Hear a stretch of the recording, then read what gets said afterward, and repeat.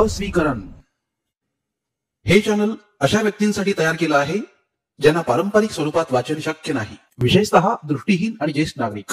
साहित्याचा प्रसार आणि त्याच्या समृद्ध वारशाचे संवर्धन करण्याचा आमचा उद्देश आहे. ही सामग्री पूर्णपणे समाजाच्या भल्यासाठी सादर केली आहे. मूळ लेखकांना योग्य श्रेय देण्यात आले आहे. भयकंप या उपक्रमाद्वारे आम्ही प्रादेशिक साहित्याचा अधिकाधिक प्रसार करण्याचा आणि त्याच्या महत्त्वाचा जागर करण्याचा प्रयत्न करीत आहोत. धन्यवाद. नमस्कार श्रोते मित्र हो, भयकंप सादर करत आहे ज्येष्ठ भयकथा कादंबरीकार नारायण धारप लिखित कादंबरी ग्रहण, प्रकरण 7. रात्रभर स्वस्थ झोप लागली नाही, पण रात्रभर जागरणही करावं लागलं नाही. दारावर टकटक झाली तेव्हा शेवटच्या झोपेतून ती जागी झाली. खिडकीतून सकाळच्या सोनेरी उन्हाचा झोत खोलीत आला होता. इतक्या उशिरापर्यंत ती झोपून राहिली होती. आधी मनात विचार आला तो आवी बेबी मुन्नाचा होता. त्यांच्या शाळा, त्यांचे डबे, अवीचा सकाळचा नाश्ता. पण दुसऱ्या क्षणी परिस्थितीची जाण आली. अवी, बेबी, मुन्ना नाहीत. त्यांचं खाणं पिणं नाहीत, काहीही नाही. ती त्यांना कायमची हरवून बसली होती. ती या देशपांड्यांच्या घरात होती, त्यांची आश्रित म्हणून. खोलीचं दार उघडलं. दारातून सारंगची आई आत आली. आत 2 पावलावर उभी राहून स्नेहाकडे पाहत होती. झालीस का जागी? त्या म्हणाल्या. मध्ये 1-2दा येऊन गेले. अशी गाढ झोपली होतीस की जागी करायची अगदी जीवावर आलं. स्नेहा अगदी वरमून गेली. आत्ता सुद्धा तुला झोपू दिलं असतं, पण एवढ्यातच शेखरचा फोन आला होता. तो तासाभरात येतो आहे. डॉक्टर? स्नेहा म्हणाली. इकडे येत आहेत? हो. काही खास कारण आहे का विचारलं तर म्हणाला फोनवरून सांगण्यासारखं नाही. नाश्त्यालाच येतो आहे. तिथे आल्यावर सांगतो. माझ्या संबंधात असेल? आता आल्यावरच कळेलच की. उठ, चहा व्हायचा असेल ना? तुझ्याशी बोलायचं असेल. तू आपली तयार राहा. आई, चल आता, येईलच तो एवढ्यात. 20-25 मिनिटात शेखर आलाच. स्नेहा त्याच्यासाठी किचनमध्येच टेबलापाशी थांबली होती. हॅलो, तिला पाहता शेखर म्हणाला. तसाच तिच्या जवळच्या खुर्चीत येऊन बसला. आज कशी काय आहे प्रकृती? ठीक आहे. झोप लागली होती? अगदी गाढ अशी नाही, पण लागली होती. भूक कशी लागते? का ग मावशी, ही जेवते की नाही? आईंना कशाला विचारता, मी सांगते, चांगली लागते. सारंगच्या आईने नाश्त्याच्या डिशेस टेबलावर ठेवल्या. चहाचे कप भरून ठेवले. त्याही टेबलापाशी येऊन बसल्या. स्नेहाची खात्री होती डॉक्टर काहीतरी खास कारणासाठी आले होते. त्यांना काहीतरी खास बातमी समजली असली पाहिजे. मनात एकदम अधीरता जन्मास आली होती. खाण्यापिण्याचा विचार मनातून एकाएकी पार कोठच्या कोठे गेला होता. डॉक्टर, तुम्ही कशासाठी आला आहात ते सांगा ना आधी. अगं, सारंगची आई माझी मावशीच नाही का? ते असेल ही, पण मला कळल्याखेरीज माझ्या घशाखाली एक घासही जायचा नाही. काल रात्रीच यावंसं वाटत होतं स्नेहा, पण शेवट विचार केला अर्धा तासाने काही मोठा फरक पडणार नाही. मग तुला विनाकारण डिस्टर्ब करण्यात काय अर्थ आहे, म्हणून आज आलो. डॉक्टरांनी डिश पुढे ओढली. स्नेहालाही तीच खून केली. बातम्या आहेत स्नेहा, काही अपेक्षित आहेत, मात्र काही अनपेक्षित आहेत. तुला परवा सांगितलं होतं तुझ्या या समस्येनं मला खूपच गोंधळात टाकला आहे, आणि दिवसागणिक तो गोंधळ कमी होण्याऐवजी वाढतच चालला आहे. आधी अपेक्षित बातम्या सांगतो. सेंट पीटर कॉन्व्हेंट स्कूलमध्ये मी चौकशी केली. आता अर्थात ती शाळा प्रसिद्ध आहे, सर्वांनाच माहीत आहे, तुलाही माहीत आहे. याचा अर्थ तुला या शहराची संपूर्ण माहिती आहे. आता ऐका, त्या शाळेत सरोज पोतदार आणि यशवंत पोतदार या नावाचे विद्यार्थी नाहीत. त्यांनी सर्व रोल तपासला, पण या 2 नावाची नोंद नाही. पण हे अपेक्षितच होतं नाही का? दुसरी गोष्ट, इम्पॅक्ट ॲडव्हर्टायझर्स ही संस्था विख्यात आहे, पण त्यांच्या सर्व इतिहासात अरविंद पोतदार नावाची कोणतीही व्यक्ती त्यांच्याकडे कामाला नव्हती. हेही अपेक्षितच आहे नाही का? मी तळेगावच्या माझ्या एका सहकार्याला फोन केला होता. त्याला प्राध्यापक शारंगपाणी यांच्याबद्दल चौकशी करायची विनंती केली होती. तेही नाहीत? स्नेहा भयभीत आवाजात म्हणाली. सत्य त्यापेक्षाही चमत्कारिक आहे स्नेहा. तिथे प्राध्यापक शारंगपाणी सर्वांना माहीत होते. ऐकलंस का? पण 10 वर्षांपूर्वी त्यांचं निधन झालं आहे. निधन? स्नेहा एकदम उभी राहिली होती. हो, पण आणखी ऐक, त्यांच्या पत्नी अजून हयात आहेत. आई जिवंत आहे? पण ती तर आणखी ऐक, त्याचा एकुलता एक मुलगा पोलीस इन्स्पेक्टर आहे, इन्स्पेक्टर सदाशिव शारंगपाणी. स्नेहा मटदिशी खाली खुर्चीत बसली. बघितलंस ना कशी गुंतागुंत आहे ती? डॉक्टर म्हणाले. कसं वाटतं सांगू का? एखाद्या चित्राला वेड्या वाकड्या घड्या घातल्या की काही भागच दिसतो, बाकीचा दिसेनासा होतो. तसंच काहीसं आहे हे सगळं. पण भाऊ तर मुंबईला होता. एवढ्यानं झालं नाही.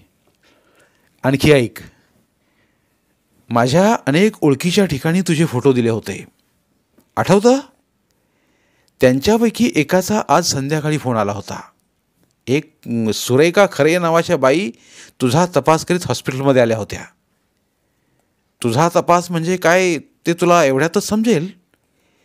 त्यांनी तुझा फोटो पाहिला आणि स्नेहा, त्यांनी तुला ओळखलं. मला? मनात आशा कशी पेटून उठली. हो, पण स्नेहा पोतदार म्हणून नाही, वसुधा गोखले या नावाने ओळखलं. वसुधा गोखले? हो. तुला ही सुरेखा खरे कोण ते आठवतं?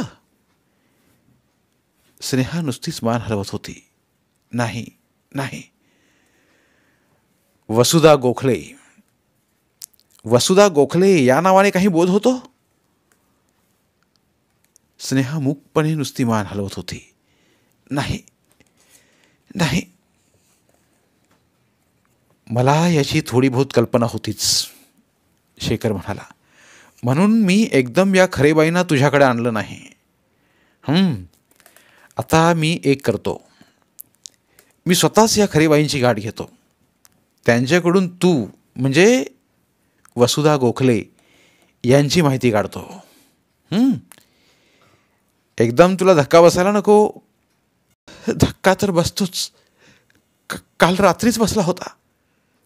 काल रात्री काय झालं? सारंग बरोबर मी रात्रीच्या जेवणानंतर जरा वेळ वरच्या गच्चीवर गेले होते. सारंग माझं मन रिझवायचा प्रयत्न करीत होते. त्यांना कशाचीच कल्पना नव्हती. सारंगच्या आईची नजर स्नेहावर खेळून राहिली होती. त्या नजरेत जरा नवल, जरा नाराजी, जराशी धास्तीही होती. आम्ही दोघं 4 दिशांना पाहत होतो. मी सहज खाली पाहिलं आणि डॉक्टर, मला खाली माझा वाडा दिसला. वाडा दिसला? हो, माझा वाडा. त्याच्या जागीच ही इमारत उभी राहिली नाही का? वाडा दिसला, व्हरांडा होता, दिवे लागलेले होते. मग मी ते सारंगना दाखवलं. त्याने क्षणभरच खाली वाकून पाहिलं आणि मला घाईनं जोरात मागं खेचलं. जे घर मी कायमची हिरावून बसले आहे ना असं वाटत होतं तेच घर मला खाली दिसत होतं, अगदी हाकेच्या अंतरावर. स्नेहा जरा थांबली, मग अडखळत म्हणाली, मला वाटतं मी काहीतरी आरडाओरडा केला असला पाहिजे. तिच्या चेहऱ्यावर एक खिन्न हास्य आलं. डावा गाल चोळत ती म्हणाली, सारंगनी माझ्या गालावर जोराची चपराक मारली आणि मी जरा शांत झाल्यावर ते म्हणाले, समजा तू हाक मारली असतीस त्यांना तू कुठे दिसली असतीस? वर 50 फूट उंच गच्चीवर काय झालं असतं मग? आणि मग त्याने मला खाली नेलं, मागच्या दारातून इमारतीच्या मागच्या बाजूस नेलं. आणि डॉक्टर मागे 2 झाडं आहेत. एक आंबा आहे, एक गुलमोहर आहे. दोन्ही झाडं माझ्या वाड्याच्या अंगणात होती. दोन्ही झाडं मला अगदी चांगली ओळखायला येतात. ती अगदी तीच झाडं, पण वाडा नाही, काही नाही. क्षणभर तिला वाटलं आपल्याला आता रडूच कोसळणार आहे, पण तिने स्वतःला सावरलं. खरी गोष्ट ही होती की या वियोगाचा चटका मनाला इतके वेळा बसला होता की त्याची धग आता सौम्य वाटू लागली होती. कदाचित असंही असेल की एक अपरिहार्य सत्यता, एक अपरिहार्य वस्तुस्थिती स्वीकारायची मनाची सावकाश तयारी होत असावी. पाहिलंस, शेखर म्हणाला, ठिगळ लावलेल्या गोधडीसारखं तुझं जग आहे. त्यातले काही चौकोन, काही तुकडे ओळखीचे आहेत, काही सर्वस्वी अपरिचित आहेत. पण आता त्याच्यातून तुला आपलं आयुष्य उभं करायचं आहे, नाही का? स्नेहा नुसतीच त्यांच्याकडे पाहत राहिली. अशा अनामिक अवस्थेत तू कशी आणि किती दिवस राहणार स्नेहा? म्हणून इथे तुला कोणीही ओळखत नाही. तू आजपर्यंत इथे वसुधा गोखले या नावाने वावरत आली आहेस. लोक निदान या सुरेखा खरे तरी तुला त्याच नावाने ओळखतात. तुला दुसरा कोणताही पर्यायच नाही, हो की नाही? स्नेहा भेदरून आणि गांगरून गेली होती. पण डॉक्टर, मला या वसुधाविषयी काही माहिती नाही. ती काय शिकली होती, नोकरी करीत होती का, घरचे कोण आहेत, काही माहिती नाही. इतकी घाबरून जायला काय झालं? ॲम्नेशिया अनेकांना होतो. आजार म्हणा, अपघात म्हणा, कारण काहीही असू शकतं, पण परिणाम तोच होतो. माणूस आपलं पूर्वायुष्य पार संपूर्ण विसरून जातो. कधी कधी हे टेम्पररी असतं, कधी कधी अपवादात्मक अशा वेळा हे परमनंट असतं. जणू काही ते पहिलं व्यक्तिमत्व, ती पहिली पर्सनॅलिटी पार विरघळून गेली आहे, विसरून गेली आहे. तेव्हा अशा केसेस झालेल्या आहेत. घड्याळाकडे पाहत शेखर उठला. मला निघायला हवं. मागे सांगितलेलं ध्यानात ठेव. तुला वसुधा गोखले या नावाने ओळखणारं कोणीही अचानक भेटण्याची शक्यता आहे. नशीब आता एक नाव तरी आपल्या हाती आलं आहे. मी आता निघतो. आणखी काय माहिती हाती येते ते पाहतो आणि तसं इथे फोनवरून कळवत जाईन. गेले 3 दिवस तू धीराने काढले आहेस. आता धीर सोडायचा नाही. समोर वाट असणारच. पण अगदी समज वाट नसलीच तर मग आपण नवीन वाट तयार करायची. समजलं? धीर सोडायचा नाही. शेखर निरोप घेऊन गेला. स्नेहा गॅलरीत आली आणि उभी राहिली. गाडीत बसता बसता शेखरने नजर वर टाकली आणि स्नेहा दिसताच हातानेच तिला निरोप घेतला. सारंगची आईही तेवढ्यात बाहेर आली. काय बाई, ऐकावं ते नवलच नाही का ग? त्या म्हणाल्या. काय तो शेखर एक नाव सांगत होता आणि तुला त्यातलं एकही माहीत नाही? पण आई, स्नेहा त्यांच्याकडे वळत म्हणाली, खरं सांगू का, जरा विचार केल्यावर वाटायला लागला आहे की कोणतं का होईना पण आपल्याला एक नाव आहे. समाजात जागा आहे, ओळखणारे लोक आहेत आपल्याला. अगं स्नेहा, आई, शनिवारच्या संध्याकाळी मनाची काय अवस्था झाली होती ते शब्दांनी सांगताच यायचं नाही. घर नाही, दार नाही, नात्या गोत्यातली कोणी माणसं नाहीत, मैत्रिणी नाहीत, हवेत उडणाऱ्या कागदाच्या कपड्यांसारखी अवस्था. खरोखर सारा विचारच गोठून गेला होता. कुठे जायचं, कुठे राहायचं, अन्न, वस्त्र, निवारा, व्यवसाय या सगळ्याची सोय करायची तरी कशी? आई, तुम्ही सगळे अगदी अगदी देवदूतासारखे माझ्या सहाय्याला धावून आलात. वर्तमानपत्र वाचताना तिच्या ध्यानात सुरुवातीच्या वेळच्या डॉक्टरांच्या प्रश्नाचा खरा अर्थ आला. बातम्यातील सर्व संदर्भ तिला समजत होते. त्या प्रकरणांचा इतिहास तिला माहीत होता. कोणताही विषय तिला परका, अपरिचित असा नव्हता. याचा अर्थ ती याच जमान्यात राहत होती. हरवलं होतं ते तिचं व्यक्तिमत्व. समाज होता तिथेच होता. आईंना विचारून ती सारंग आणि प्रिया यांच्या खोल्यातून जाऊन आली. त्यांची या विषयावरची तांत्रिक पुस्तक खोल्यातून होतीच, पण स्नेहा इतर पुस्तकं पाहत होती. जरा गंभीरतेकडे झुकणाऱ्या, संसारातल्याच नित्य येणाऱ्या समस्यांची उकल करण्याच्या दिशा दाखवणाऱ्या कथा, कादंबऱ्या तिला आवडत असत. त्या पुस्तकांना जराशी विनोदाची झालर असली तर छानच, पण अगदी निखळ विनोदी, फार्स वजा, विडंबन वजा पुस्तकांची ती चाहती नव्हती. अर्थात विनोद, विडंबन, फार्स यातूनही सामाजिक प्रथा, रूढी, चालीरीती, पूर्वग्रह आदींवर टीकाटिप्पणी असतेच, पण तिला त्या प्रकारच्या वाङ्मयात स्वारस्य नव्हतं, ही गोष्ट खरी होती. पण भिंतीला लावलेल्या रॅकमधून जी इंग्रजीसाठी पुस्तकं होती त्यांची नावं ती पाहत होती, आणि त्यातली बरीचशी पुस्तकं तिने पाहिलेली किंवा ज्यांच्या संबंधात बरी वाईट चर्चा झाली होती अशी होती. समाधानाची गोष्ट ही होती की ती त्या वाङ्मय विश्वासी परिचित होती. तिच्या लक्षात आलं की ती स्वतःसाठी हे सिद्ध करू पाहत होती की या जमान्यात, याच समाजात आपण वावरलो आहोत. आत्ता विस्मरणात गेले असले तरी आपले या समाजातील घटकांशी संबंध होते. माहितीचं, सुखदुःखाचं आदानप्रदान होतं. समाजातल्या व्यक्तींना जोडणारे काही पाश होते. थोडक्यात म्हणजे ती समाजाची खरी हाडामांसाची घटक होती. हा आतला धीर आता आवश्यक झाला होता. बुधवारी सकाळी शेखरचा फोन आला. संध्याकाळी त्यानं स्नेहाला तिकडे बोलावलं होतं. जेवणासाठीच ये असा निरोप होता. शेखरनं सुचवलं, जमल्यास सारंगने तिच्याबरोबर यावं. तिला सोबतही होईल आणि कुणालाच काळजी वाटणार नाही. सोमवारच्या संध्याकाळच्या गच्चीवरच्या प्रसंगावरून सारंग स्नेहाशी जरा अंतरावरूनच वागत होता, पण प्रत्यक्ष शेखरनेच त्याला फोन करून सांगितल्यावर त्याने फारसे आडेवडे घेतले नाहीत. 7:15च्या सुमारास तो आणि स्नेहा असे दोघेजण त्याच्या मोटरबाईकवरून शेखरकडे जायला निघाले. इमारतीबाहेर निघताना स्नेहाला उमगलं की शनिवार संध्याकाळनंतर ती प्रथमच अशी बाहेर पडत आहे. सारंग मोटरबाईक चालवण्यात पटाईत होता. गाडीला जे अंतर काटायला अर्धा तास लागला होता ते त्यानं 20 मिनिटातच काढलं. शेखरनं बहुधा त्यांच्या येण्याची घरात कल्पना दिली असावी, कारण माया, मोहन दोघंही बाल्कनीत उभे होते आणि स्नेहा मागच्या सीटून उतरते न उतरते तोच मावशी मावशी करत दोघे आतून धावत धावत बाहेर आले.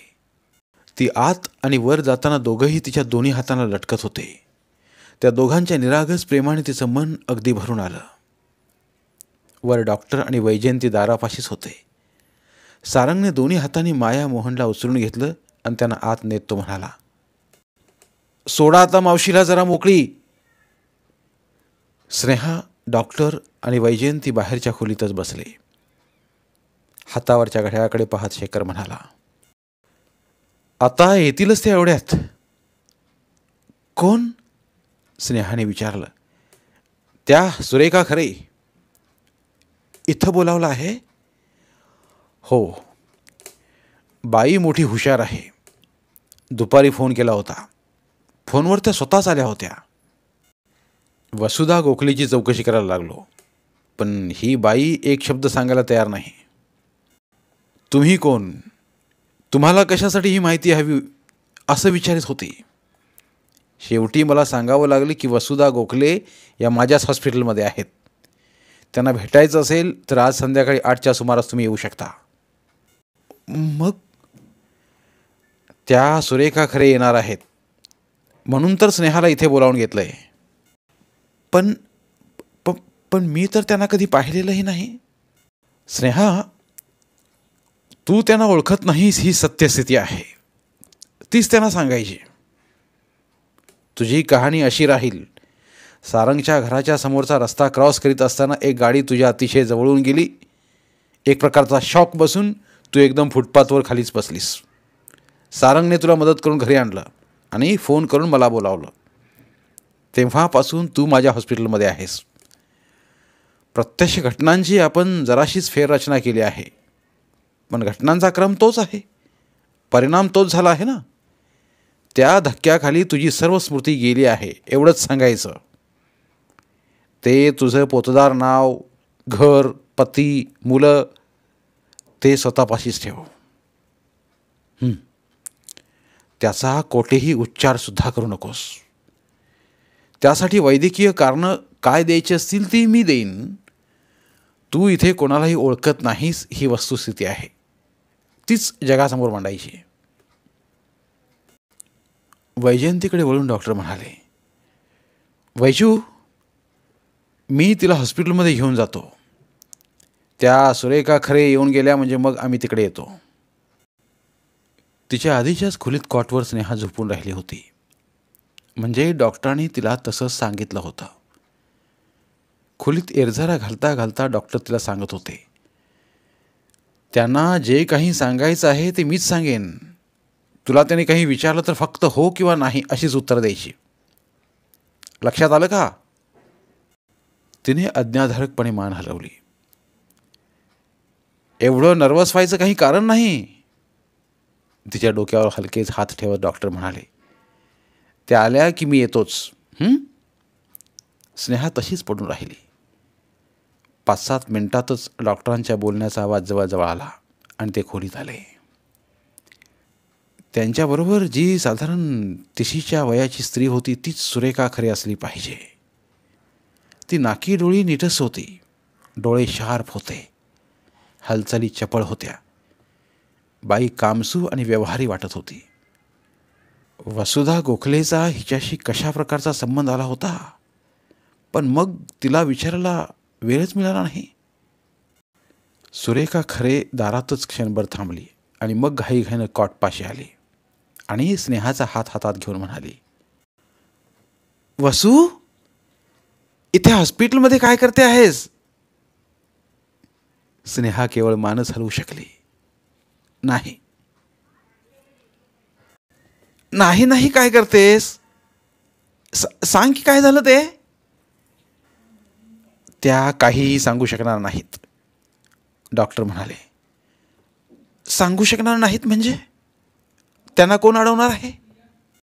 गैरसमज करून घेऊ नका, डॉक्टर जराशे हसत म्हणाले. माझ्या बोलण्याचा हेतू तो नव्हता. त्या सांगू शकणार नाहीत कारण त्यांना काहीही आठवत नाही. त्यांचं नाव, त्यांचा पत्ता, त्यांचे नातेवाईक, त्यांचे काम, मित्र, त्यांना काहीही आठवत नाही. आठवत नाही? काहीही आठवत नाही? असं कसं होईल? अपघाताने काही काही वेळा असं होतं. हिला अपघात झाला होता? तेही मला माहीत नाही, पण झाला असावा असा माझा तर्क आहे. पण ती इथे हॉस्पिटलमध्ये कशी आली? तिच्याजवळ पर्स होती, त्यात नाव, पत्ते, फोन नंबर सगळी माहिती असली पाहिजे. तिथे कोणी कसं काही कळवलं नाही? पर्सच मला माहीत नाही, पण ज्या इस्माने त्यांना इथं आणलं त्यांचं नाव सारंग देशपांडे आहे. तो माझा मावस भाऊ आहे. तो म्हणतो त्यांच्या हातात आईस्क्रीमचा एक पार्टी पॅक होता. आईस्क्रीमचा पॅक? मला तर कशाचा अर्थच लागत नाही. तुम्ही एकट्याच नाहीत, आमची ही तीच अवस्था झाली आहे. त्यांना काहीही आठवत नाही. खरं तर वर्तमानपत्रात आणि वेगवेगळ्या हॉस्पिटलमध्ये फोटो त्यासाठीच दिला होता. त्यांच्या ओळखीचे कोणी त्यांच्या तपासासाठी येतील, जशा तुम्ही आलात, आणि अशांच्याकडूनच आम्हाला त्यांच्या पूर्वायुष्याची काही कल्पना येईल. खरं तर त्यासाठीच मी आपल्याला फोनवरून याची माहिती विचारत होतो. तुम्ही प्रत्यक्ष आलात हे चांगलंच केलं. सुरेखा स्तिमित नजरेनं कॉटवरच्या स्नेहाकडे पाहत होती. किती विलक्षण प्रकार आहे नाही, ती शेवटी म्हणाली. आता मिनिटाभराने डॉक्टरांच्या शब्दांचा खरा अर्थ तिच्या मेंदूपर्यंत पोचलेला दिसला. तोंडावर एकदम हात ठेवून ती एक पाऊल मागे सरत म्हणाली, तिला काही आठवत नाही? काहीही नाही? नाही, डॉक्टर म्हणाले. देवा रे, मग तिचं कसं व्हायचं हो? तुमच्याच मदतीची आम्ही अपेक्षा करीत आहोत. काय मदत करू सांगा ना. माझ्याबरोबर ऑफिसमध्ये येता. इथे सामन्यात काहीही अर्थ नाही. ती तुम्हाला मुळीच ओळखत नाही. येता? क्षणभर सुरेखा तशीच उभी राहिली आणि मग म्हणाली, खरं आहे, ओळख पटत नसली तर काय उपयोग. ती डॉक्टरांच्या मागोमाग खोलीतून निघाली खरी, पण जाताना तिने 4दा तरी मागे वळून कॉटवरच्या स्नेहाकडे पाहिले. डॉक्टर तिला आपल्या ऑफिसमध्ये घेऊन आले. ते स्वतः त्यांच्या खोलीत बसले. टेबलासमोरच्या खुर्चीवर तिला बसायची खूण केली. घरी काही सांगून आला आहात का? डॉक्टरांनी विचारलं. एक हात फोनकडे करीत ते म्हणाले, नाहीतर फोन करून घरच्यांना सांगा तुम्ही कुठे आहात, केव्हा परत येणार आहात ते. नाही, काही आवश्यकता नाही, ती जरा हसतच म्हणाली. ठीक आहे, तर तुमच्या मैत्रिणीची अवस्था तुम्ही पाहिलीच आहे. तिच्या संबंधात आम्हाला काहीही माहिती नाही. जेव्हा त्यांना माझ्याकडे आणलं तेव्हा त्यांच्या अंगावर फिकट निळी नायलॉनची उंची साडी होती. हातात उंची घड्याळ होतं. त्यावरून सहज कल्पना येत होती की ही स्त्री अप्पर मिडल क्लासची नक्कीच आहे. काहीतरी विलक्षण झालं होतं खास. तशी शारीरिक इजा वगैरे काही नाही. धक्का असलाच तर तो मानसिकच असला पाहिजे.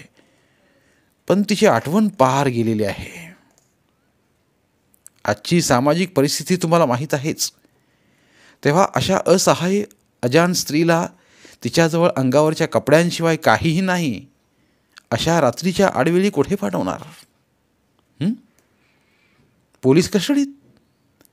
एखाद्या निराधार केंद्रात? अशक्यच आहे नाही का?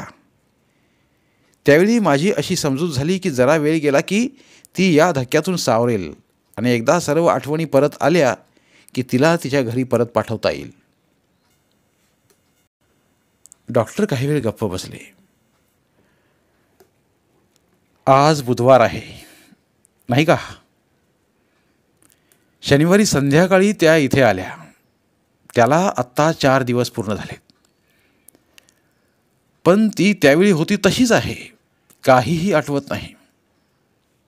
पण एक पहा, मी तिला माझ्या गाडीतून शहरातून फिरवलं.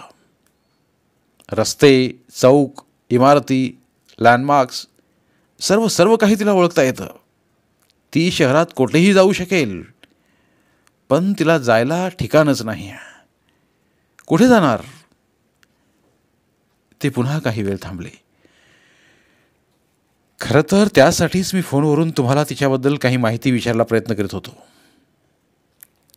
सॉरी, सुरेखा म्हणाली. अर्थात मला असला काही प्रकार झाला असेल याची कल्पना नव्हती. एखाद्या परक्या माणसाला फोनवरून कसं सांगणार? आणि डॉक्टर, आणखी एक कारण आहे.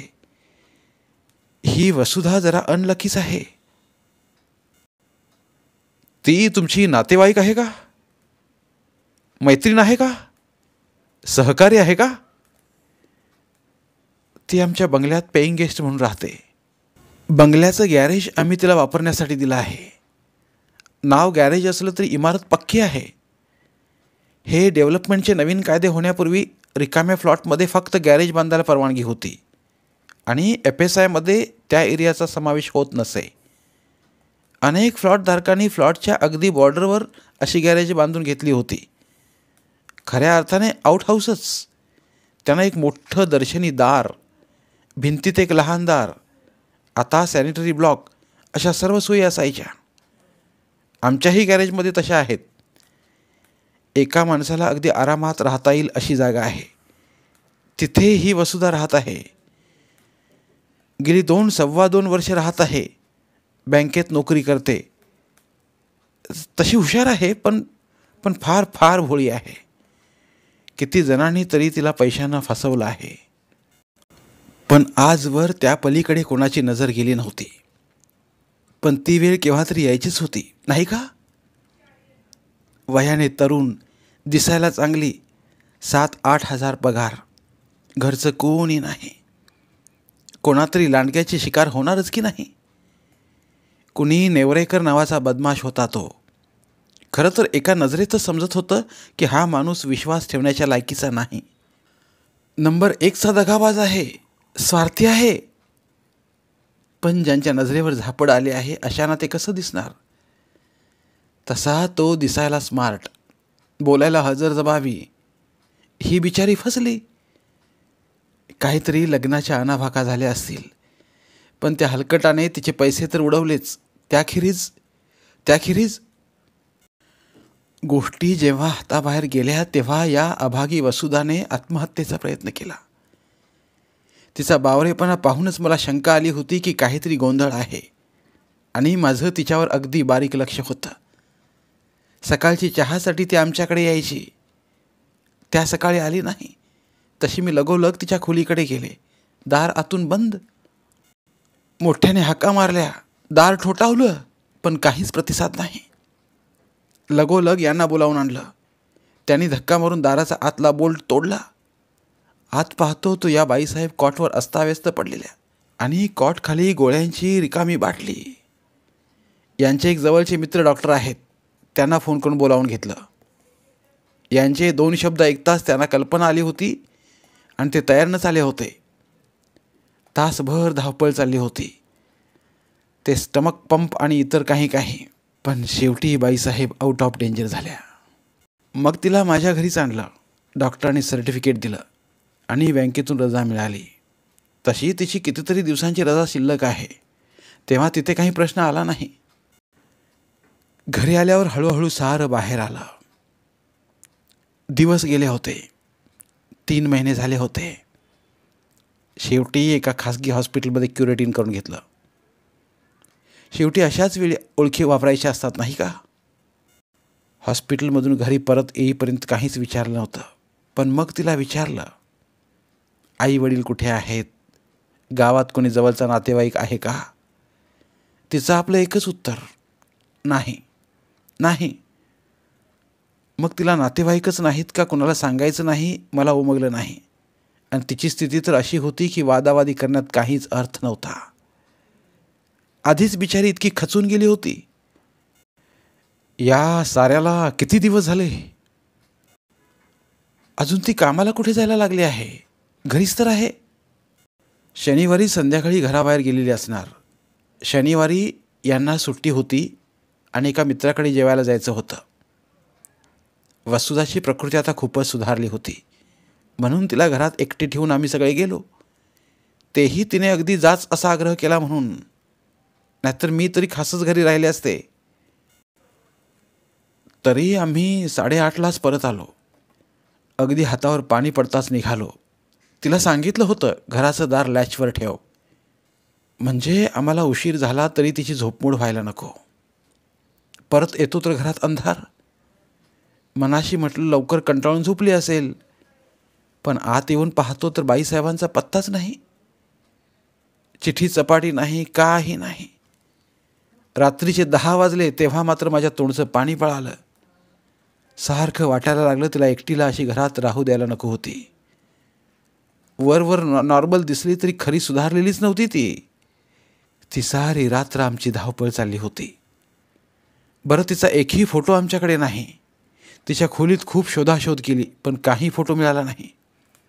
शेवटी पोलिसात तक्रार नोंदवली, पण फक्त वर्णनच देता आलं. तेव्हापासून सगळीकडे चौकशा चालूच आहेत. रोज वेगवेगळ्या हॉस्पिटलमध्ये चक्रा चालूच आहेत. त्या हॉस्पिटलमध्ये फोटो पाहिला आणि मनाशी म्हटलं, चला बाईसाहेब जिवंत तरी आहेत, जीवाचं काही वेडवाकडं करून घेतलेलं नाही. या खरेबाईंना कितपत सांगावं याचा शेखर विचार करत होता. एक गोष्ट उघड होती, खरेबाईंच्या सहकार्याची नितांत आवश्यकता होती.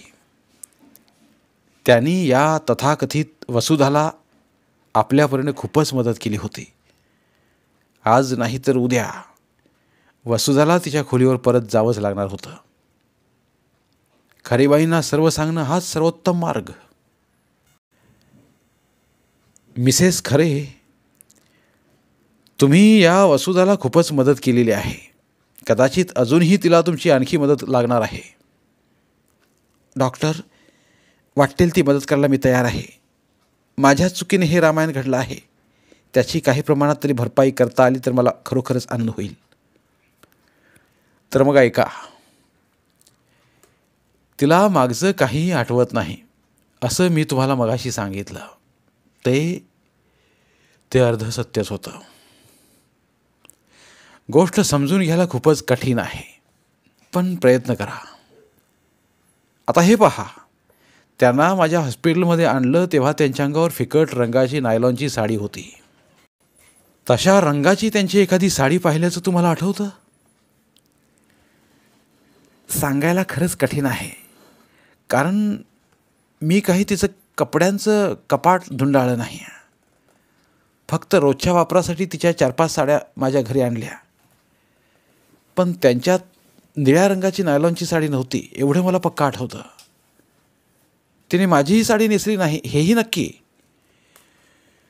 ठीक आहे, आता त्याहूनही महत्त्वाची गोष्ट, तिच्या गळ्यात मंगळसूत्र होतं. मंगळसूत्र? ते कसं शक्य आहे? नुसतं होतं असं नाही, अजूनही आहे. मला तर काही समजतच नाही. मिसेस खरे, मी तुम्हाला अर्धवटच हकीकत सांगितली आहे. आत्ता दिसतं की अगदी खऱ्या अर्थाने तुम्ही तिची मैत्रीण आहात, हितचिंतकही आहात. तेव्हा सर्व सत्य समजण्याचा तुम्हाला अधिकार आहे. तेव्हा ऐका, तुम्ही जिला वसुधा गोखले म्हणता ती स्वतःला मिसेस स्नेहा पोद्दार समजत आहे. तिला कोणता शॉक बसला होता मला माहीत नाही, पण ती माझ्या मावस भावाच्या घरासमोर अत्यंत गोंधळलेल्या विमनस्क मनस्थितीत उभी होती ही गोष्ट खरी आहे. सारंगने, माझ्या मावस भावाने तिला आपल्या घरी वर आणली. ती सांगत होती की जिथे सारंगच्या ब्लॉकची इमारत होती त्याच जागी तिच्या मालकीचा वाडा होता. शनिवारी संध्याकाळी ती घरच्यांसाठी आईस्क्रीम आणायला म्हणून बाहेर पडली होती. तिच्या हातात खरोखरच व्हॅनिलाचा एक पार्टी पॅकही होता. दुकानातून ती घरी परत यायला निघाली आणि मूळच्या ठिकाणी तिचा वाडाच नव्हता. खरोखरच एखाद्यावर असा प्रसंग आला तर त्याची मनस्थिती काय होईल याची कल्पनाच करा. त्यातून ही एकटी स्त्री, रात्रीची वेळ, जवळ फक्त 50-60 रुपये. सारंगने तिला वर नेली. तिथे मावशी होती. त्यांनी आधी तिला धीर दिला. मग त्यांनी तिची पर्स उघडली. आत डायरी होती. तिचा फोन नंबर तिने अगदी चटदिशी सांगितला. पण त्या फोनवर पोद्दार म्हणून कोणीही नव्हतं. डायरीत तिच्या मैत्रिणींची नावं आणि फोन नंबर होते, पण सगळेच्या सगळे निरर्थक. अशा अर्थी की त्या नंबरावर त्या नावाच्या कोणीही राहत नव्हत्या. मला फोन करून सारंगने बोलावून घेतलं. वास्तविक हा प्रांत माझा नाही, पण माणूस किती सहजपणे डॉक्टरांकडे वळतो. त्याला वाटतं आमच्यापाशी प्रत्येक प्रश्नाचं अगदी रेडीमेड उत्तर तयार असतं. तिला पाहताच दिसलं की ती अगदी टोटली कन्फ्यूज्ड झाली आहे, डिसओरिएंट झाली आहे. आधी तिला विश्रांतीची गरज आहे. तिला इथे हॉस्पिटलमध्ये आणली, झोपेचं इंजेक्शन दिलं. मग सकाळी प्रकृती तपासली. अर्थात शारीरिक बिघाड काहीच नव्हता, पण मेंटल शॉक केवढा होता. तिचं सारं जग एका सेकंदात नाहीसं झालं होतं. पतीची, मुलाची आठवण येत होती. सारखं डोळ्यात पाणी येत होतं. केवळ सहानुभूतीने वागणं एवढंच शक्य होतं. माझी 2 मुलं आहेत, माया आणि मोहन. त्या दोघांनी मात्र मावशी मावशी करून तिच्याभोवती पिंगा घातला. हे निरागस प्रेम फार प्रभावी असतं. काही प्रमाणात तरी तिचं दुःख हलकं झालं. संध्याकाळी तिला गाडीतून फिरवली. तिला शहराची ओळख अगदी उत्तम आहे. ते सर्व तिच्या ओळखीचे आहे. ती विसरले आहे ते तिचं नाव, पत्ता, व्यवसाय किंवा गमावून बसली आहे. मला खरोखरच काहीच सांगता येत नाही आहे. तेव्हाच तिचे फोटो काढून घेतले, माझ्या सहकाऱ्यांकडे पाठवले. त्यामुळे तुमच्याशी संपर्क साधला गेला. 1-2 दिवसात तिचे फोटो वर्तमानपत्रातही येतील. आणखी लोक कॉन्टॅक्ट करतील. पण तिला जर काहीच आठवत नाही तर या नुसत्या नावाचा काय फायदा? पण डॉक्टर, हे मंगळसूत्राचं कोडं काही मला उलगडत नाही. मिसेस खरई, त्या शनिवारी संध्याकाळी खरोखर काय झालं ते कुणासच माहीत नाही. तुम्ही जिला वसुधा म्हणता, जी स्वतःला स्नेहा पोतदार म्हणून घेते, ती तर सर्वच विसरून गेली आहे. तिने काय त्या संध्याकाळी साडी खरेदी केली, तिने काय एखादं मंगळसूत्र खरेदी केलं, खरोखर तिच्या मनात काय काय उलथापालथ झाली कोणासच कळणार नाही. हे पोतदार हे नाव, इथला हा वाडा, बेबी, मुन्ना ही 2 मुलं, या सगळ्या मैत्रिणी, त्यांची नावं, पत्ते, फोन, हे सर्व काय एका संध्याकाळी झालं? का ती सुरुवातीपासूनच एक दुहेरी आयुष्य जगत होती? सिसोफ्रेनियासारखा एखादा विकार, ती विलक्षण मानसिक ताणाखाली जगत होती, हे तर खरंच आहे. म्हणजे तुम्हाला असं म्हणायचं आहे का की तिने हा सगळा पसारा आपल्या कल्पनेने स्वतःभोवती उभा केला? तसं झालंच आहे असं मी म्हणत नाही, पण ती अशक्य कोटीतली गोष्ट खास नाही. स्वसंरक्षणासाठी माणसाचं मन कोणत्याही पातळीपर्यंत जाऊ शकतं. पण शेवटी एक पहा, बाह्य जगाशी माणसाचा संबंध त्याच्या 5 ज्ञानेंद्रियांमार्फतच येतो ना. दृष्टी, गंध, स्पर्श, श्रुती, चव यांच्यामार्फत येणाऱ्या संवेदनावर आधारित अशी तो एक बाह्य जगाची प्रतिमा मनात साकार करतो की नाही? मग बाह्यसृष्टीतले जे घटक सक्रिय आहेत, ज्यांचा स्पर्श वा विचार असह्य असतो, असे घटक दृष्टीआड करण्याची क्रिया काय अशक्य आहे का? जे तुम्हाला पाहायची इच्छा असेल तेच तुम्हाला दिसतं. मी असं म्हणत नाही की हेच झालेलं आहे, पण आपण आपलं मन उघडं ठेवलं पाहिजे, सर्व शक्यतांचा विचार केला पाहिजे.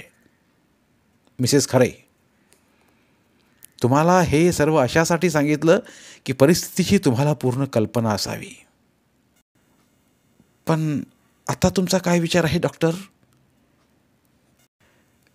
तिला काही दिवस इथेच राहू दे. वाटलं तर ऑब्झर्वेशन खाली ठेवलं आहे असं म्हणूया. आणि ते काही अगदीच खोटं नाही आहे. तिच्या वागण्यात, तिच्या विश्वासात, तिच्या परसेप्शनमध्ये काही फरक पडतो का हे मला पाहायचं आहे.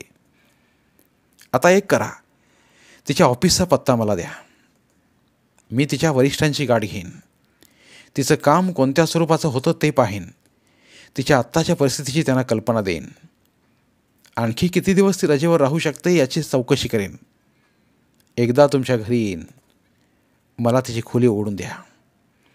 आपण दोघं तिथे आता काय अवस्था आहे ते पाहूया. कारण आज ना उद्या तिला तिथे राहायला यावंच लागणार आहे. खरं तर तिच्यासमोर फारच कठीण परिस्थिती आहे. ती त्याच्याशी कसा सामना करते हेच आपल्याला पाहायचं आहे. पण फक्त 2 नावच ना, ती आणि 2 मुलं? नाही, तिने स्वतःभोवती जे काल्पनिक जग निर्माण केलं आहे त्याची व्याप्ती आणि खोली खूपच आहे. तिचे लहानपणचे दिवस, वडिलांनी सांभाळायला आणलेला सदाशिव नावाचा मुलगा ज्याला ती भाऊ म्हणते, तिचे तळेगावचे प्राध्यापक वडील, कॅन्सरने आजारी असली आणि ऑपरेशनला नकार दिल्याने शेवटी रोगाचा बळी ठरलेली आई, ते एक अतिशय तर्कशुद्ध चित्र आहे. आणि मनावर इतकं ठसलेलं आहे की हिप्नॉसिस खाली सुद्धा ती स्वतःचा इतिहास अगदी हाच सांगते. खरं तर माझी मती जरा कुंठितच झाली आहे. मग शेखरने घड्याळाकडे पाहिलं. अरे, बोलता बोलता खूप उशीर झाला की तुम्हाला आता निघायलाच हवं. तेवढं तिच्या बँकेच्या शाखेचं नाव, पत्ता देता ना. आणि तिकडे केव्हा येऊ?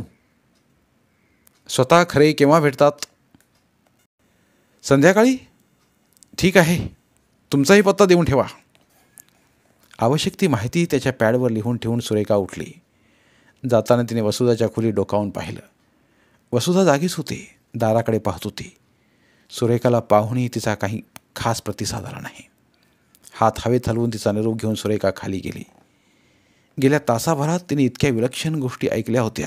कशावर विश्वास ठेवायचा आणि कशातून काय अर्थ काढायचा हेच तिला समजेनासं झालं होतं. धन्यवाद. उर्वरित कादंबरी पुढील भागात. धन्यवाद. प्रिय श्रोते मित्र हो, आपल्यासाठी एक आवाहन. आमच्या चॅनलच्या प्लेलिस्ट विभागात तुमच्यासाठी शेकडो कादंबऱ्यांचे ऑडिओ बुक्स उपलब्ध आहेत. तिथे प्रत्येक कादंबरीचे सर्व भाग एकत्रित मिळतील. त्यामुळे सध्या सुरू असलेल्या क्रमशः कादंबरीच्या पुढील भागासाठी वाट पाहण्याची गरज नाही. तुमच्या वेळेनुसार तुम्ही संपूर्ण कादंबरी सलगपणे ऐकू शकतात आणि साहित्याचा आस्वाद घेऊ शकता. कृपया आमच्या चॅनलच्या होमपेजवर जाऊन प्लेलिस्ट चेक करा आणि तुमची आवडती कादंबरी निवडा. धन्यवाद.